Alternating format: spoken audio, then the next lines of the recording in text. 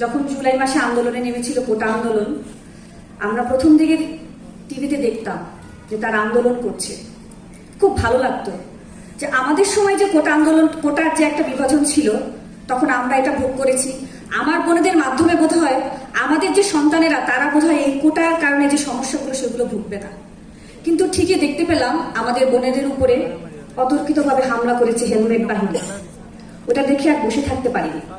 একটা সময় ইন্টারনেট বন্ধ করে দিল, একটা সময় পুরো আন্দোলন যেন থেমে যায়, ওই রকম সিচুয়েশন করলো দৈত্য আকারের ফ্যাসিস্ট হাসিনা।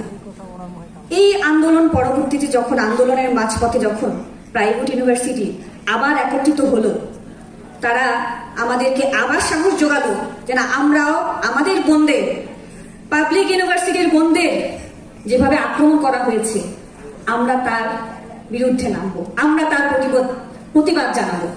আমি আগেই বলে রাখছি, আজকে আমি কোনো ভাইদের কথা বলবো না, আজকে আমি কোনো পুরুষদের নিয়ে কথা বলবো না, আজকে শুধু নারীদের দিন। কারণ এই 2 বছর দেখে এসেছি সব জায়গায়, সব স্থানে আহত পুরুষ, আন্দোলনকারী পুরুষ, গণ অভ্যুত্থানের নেতা পুরুষ।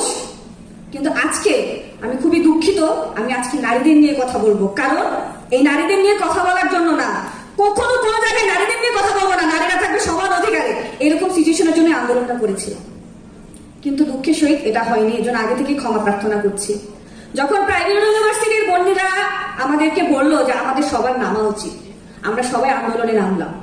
আমার হাজবেন্ড, উনি একজন গ্যাজেটপ্রাপ্ত আহত যোদ্ধা এবং উনি স্বাভাবিক জীবনযাপনে এখন আসতে পারেনি। উনি সর্বপ্রথম আমাকে বললো যে আমি আন্দোলনে যাব।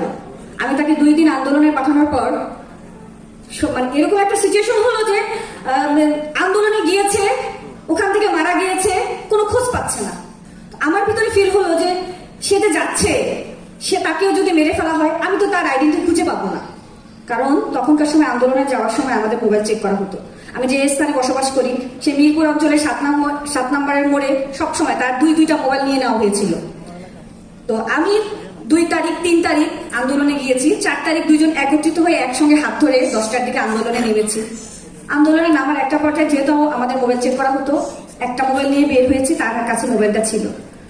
প্রচুর গোলাগুলি হচ্ছে, আমাদেরকে গুলি করছে, পুলিশ না কিন্তু হেলমেট বাহিনী, দৈত্য বাহিনী, আওয়ামী লীগের নেতারা যখন আমাদেরকে গুলি করছিল, একটা সময় আমরা মেয়েরা দৌড় দিচ্ছিলাম গুলির শব্দ শুনে। কিন্তু আমার হাজবেন্ড, তাকে আমি কোনোভাবে আটকে রাখতে পারতেছিলাম না, সে ওখানে দাঁড়িয়ে থাকতো। গুলির শব্দ শুনে সবাই দৌড় দিত, সে দাঁড়িয়ে থাকতো। একটা সময় ছন্ন ছাড়া হয়ে যায়, তাকে খুঁজে পাচ্ছিলাম না।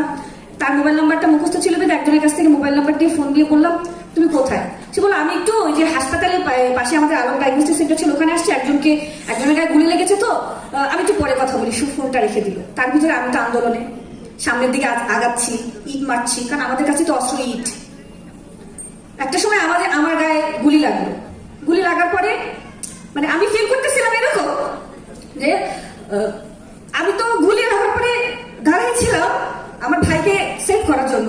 আমার গা জ্বলতেছে কেন। একটা পর্যায়ে পিছন থেকে একজন এসে বলে যে আপু আপনার গায়ে গুলি লেগেছে, সারা শরীর থেকে রক্ত পড়তেছে। পরে আমি ওইখানে আমার প্রায় 4-5 জন ভাইরা মিলে আমাকে ধরাধরি করে ওই আলম ডায়াগনস্টিক সেন্টারে নিয়ে যখন ঢুকলো, আমি স্ট্রেচারে আমি